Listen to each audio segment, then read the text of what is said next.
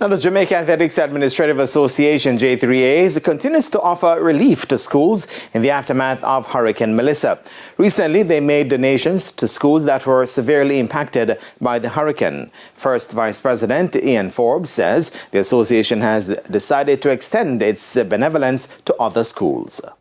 The JAAA has decided that for the CARIFTA trials coming up prior to Boys and Girls Championships, they'll waive the entry fees for all athletes, not just schools from the West, all school children participating in the CARIFTA trials, and also the national junior trials / championships.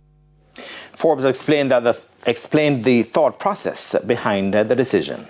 In an effort to relieve some of the burden, particularly for the hard-hit ones. And of course, we all know those championships are usually sometimes after school closes for the holiday period, and a lot of those programs are pretty much shut down. The coaches sometimes have to fund participation, so we've decided to waive fees for the CARIFTA trials and the national junior championships as well. The CARIFTA trials are scheduled for March 6 to 8 inside the National Stadium.